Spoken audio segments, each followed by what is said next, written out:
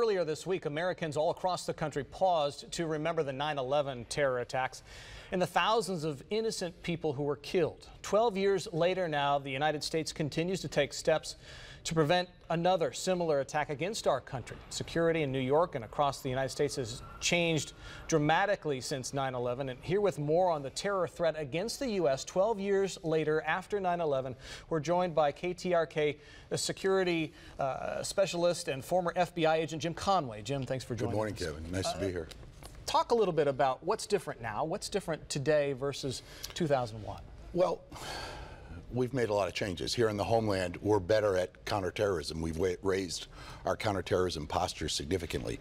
We collect intelligence better, we have newer laws, we have better technology, we work more seamlessly with our local police as well as our partners around the world. So we've gotten better, and fortunately the FBI and the intelligence community with our police partners have stopped somewhat in the number of 50 terrorist attempts against the homeland, against the United States.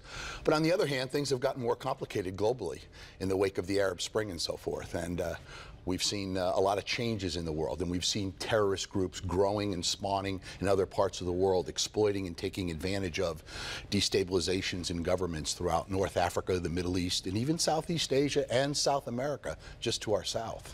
How good of a job would you say our government is doing in identifying those terror cells, both internationally and domestically? Well, there's a balance here. We are a country of laws, and the FBI, the intelligence services, and the police have to abide by the law. But I think we're doing a good job. I mean, this is a hard target. I think one of the things that complicates things so much is we have such an open door, as exemplified by the Boston bombings in recent months at the Boston Marathon. Is we have an open door, and just about anybody can come in and out of this country on a student visa and overstay or whatever. So it's a hard target, and we have to abide by the laws. And we try to track and identify and penetrate and ultimately neutralize radical activity or dangerous activity inside the United States.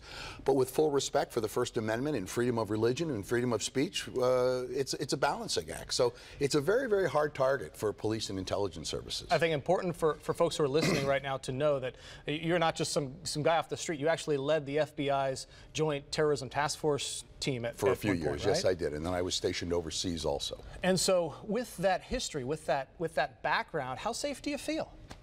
Well, I think we're relatively safe. I mean, obviously, we're safer than we were, but nonetheless, you know, when I look at the numbers and I look at the statistics, and I know that over 150,000 individuals who come from countries that foment terrorism have been identified and captured by immigration authorities in this country and have been deported, but yet they have not left this country and they remain on U.S. soil. That poses a threat to us, and that poses a real concern for me. And the emergence of the internet and everything that's out there on the World Wide Web now, that's really complicated now. That's it. You know, 10, 15 years ago, we were able to track individuals because they had to travel. They had to get on airplanes. They had to collect bombs. They had to collect false documents. They had to move around the world. They had to buy airline tickets. Today, radicalization and jihadi inspiration has moved to the internet. It's in cyberspace. And again, going back to the Boston bombings, classic example of individuals operating in the United States but being inspired and being directed by individuals through cyberspace. The use of pressure cookers, which is prevalent throughout in South Asia, throughout Pakistan, Afghanistan. Here's a couple of individuals that were given directions and shown how to utilize those and create terror at a major event like the Boston Marathon. All right, Jim, we're going to have to end it there. Thank you very much. You're welcome. Appreciate you coming in this morning. For developments in the safety of the United States, you can download the ABC 13 News app. It is free and available for both Android and Apple smartphones.